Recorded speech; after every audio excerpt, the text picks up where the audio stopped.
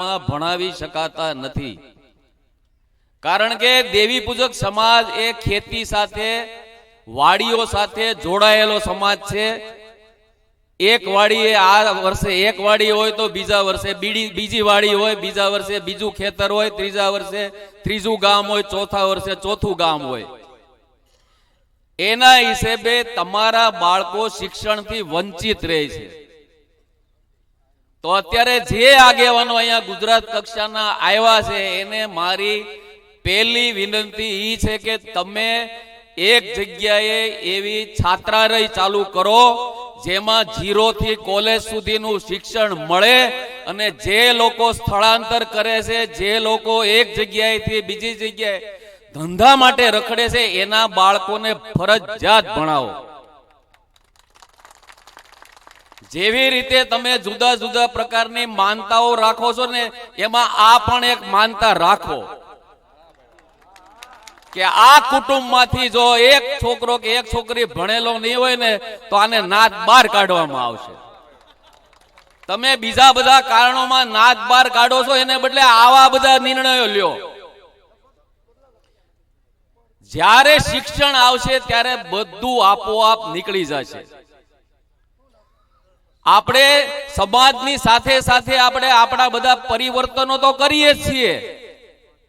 સમાજની સમયની સાથે સાથે આપણે જુદા જુદા પરિવર્તનો આપણા અંદર કરીએ છીએ. વિકાસની સાથે સાથે આપણે પેલા વ્યવહારમાં, વાહન વ્યવહારમાં ઘોડા રાખતા, અત્યારે રાખી છે. એક જગ્યાએથી બીજે જગ્યાએ મોટરસાયકલ તો અપનાવી લીધું, પહેરવેશ અપનાવી લીધો, કારણ એ સમયની જરૂરિયાત છે.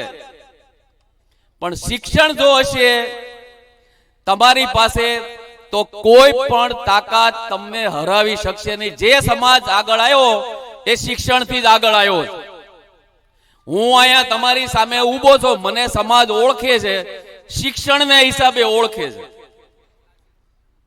હું બહુ રૂપાળો છું ને બહુ સારો છું ને એટલે કોઈ ઓળખતું નથી. મારામાં શિક્ષણ છે, મારામાં જ્ઞાન છે, એટલે મને અહીંયા બોલાયો કે ભાઈ અમારા દેવી પૂજક સમાજનું સંમેલન છે. તો આગેવાનો મને આવ્યા 15 દિવસ પહેલા કે તમારે મુખ્ય મહેમાન તરીકે 5-10 મિનિટ એની વચ્ચે 2 વાત કરવા આવવાનું છે. કારણ કે હું 35 વર્ષથી શૈક્ષણિક સંસ્થા ચલાવું છું અને એમાં અત્યારે કેજી થી કોલેજ સુધીના 1500 વિદ્યાર્થીઓ ભણે છે.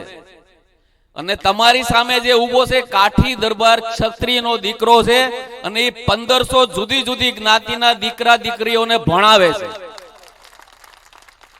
આ શિક્ષણ છે. તમને જ્યારે જુદા જુદા પ્રકારે જુદી જુદી સમયે તમારે જે સમસ્યાઓ આવે છે એમાંથી તમારે બહાર નથી નીકળી શકતા, જવાબ નથી આપી શકતા, તો એનું કારણ આપણી પાસે અજ્ઞાનતા છે. જ્યારે અજ્ઞાનતા દૂર થશે ત્યારે બધી સમસ્યાઓ દૂર થઈ જાય છે. અને માણસ સંગઠિત ત્યારે થાય, પહેલા આર્થિક રીતે સદ્ધર થાય, પછી સંગઠિત થાય. શિક્ષણ એવી વસ્તુ છે કે તરત ઈ તમને ફાલ આપતી નથી. આંબાની ગોટલી આજે વાવો એટલે કઈ દરરોજ આંબા એમાં ખોદો કેરી આવી એમ કેરી આવે નહીં. તો શિક્ષણ છે એ ઘણા સમય પછીની પ્રક્રિયા છે. તો આજે જે સમાજ ભેગો થયો છે, અહીંયા આગેવાનો ભેગા થયા છે, એ જે કઈ સમસ્યા માટે ભેગા થયા છે એનું પણ નિવારણ લાવે, અને જે જરૂરિયાત છે પાયાની એને માટે પણ થોડુંક મનોમંથન કરે. જ્યારે અમે આ જગ્યા તમને આપવાની વાત કરી ત્યારે તમે જેની વિરુદ્ધમાં રાખી છે એમનો પણ મને ફોન આવેલો, અને મને સારી રીતે ઓળખે છે.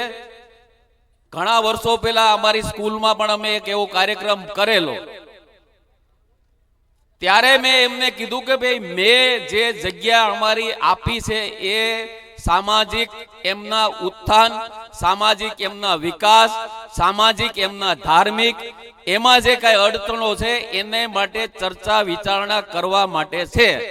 એમાં એ લોકો પોતાના સમાજને એકઠો કરી અને જાગૃતિનું કામ કરવાના છે.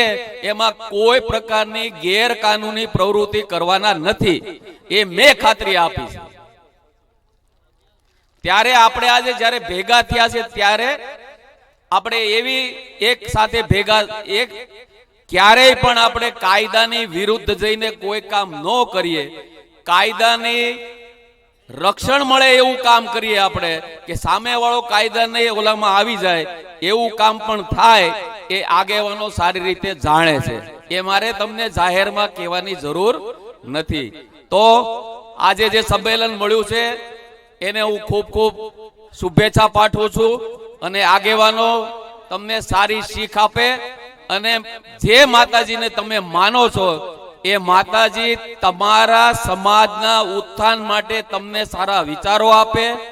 પેલું તો શિક્ષણ આપે, સમાજ સદ્ધર થાય, સમાજ એક થાય, તો આવતા દિવસોની અંદર આપણા સમાજમાંથી કોઈ સારો નેતા બને, કોઈ સારો અધિકારી બને, કોઈ સારો એડવોકેટ બને, કોઈ સારો ડોક્ટર બને, કોઈ સારો એન્જિનિયર બને, ત્યારે આપણો સમાજ, જેનું નામ દેવી પૂજક છે, આ કેટલું મોટું નામ છે.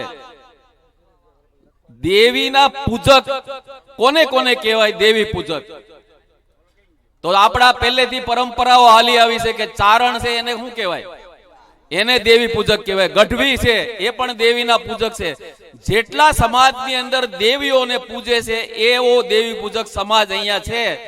તો આપણી ફરજ બને કે આપણને જ્યારે આવું સરસ ટાઇટલ મળ્યું છે ત્યારે આપણે આપણું વર્તન એવું કરીએ કે આપણનું સમાજમાં, બીજા સમાજમાં આપણા સમાજનું માથું ઊંચું થાય. અને આવું જ કરશે, આવું જ થશે, અને જે કાંઈ છાપ આપણી છે એ ધીમે ધીમે આપણી છાપ સુધરે, અને જો શિક્ષણ આવશે તો ચોક્કસ સુધરશે. કલમ એક જ એવી વસ્તુ છે કે જે તમે દૂરથી મારી શકો. તમારે તલવાર લઈને ત્યાં લડવા જવું પડે, તો કલમથી જો તમને કામ લેતા આવડે તો ખૂણામાં બેઠા બેઠા દિલ્હીનું તખ્તો હલે. અને અત્યારે ધીમે ધીમે દિલ્હીનો તખ્તો બધું ચાલુ થઈ ગઈ છે ચળવળ. ત્યારે આ સમયે તમે સંમેલન રાખ્યું છે, એટલે તમારો સમાજનો અવાજ પણ જ્યાં પહોંચાડવાનો ત્યાં પહોંચી જશે, પહોંચ્યો જશે, અને ધ્યાનમાં લેશે જ, અને એની અસર આવતા દિવસોમાં દેખાશે. આટલું કહી અને આ જગ્યાએ અમારી જગ્યા છે, અને મને જ્યારે કીધું કે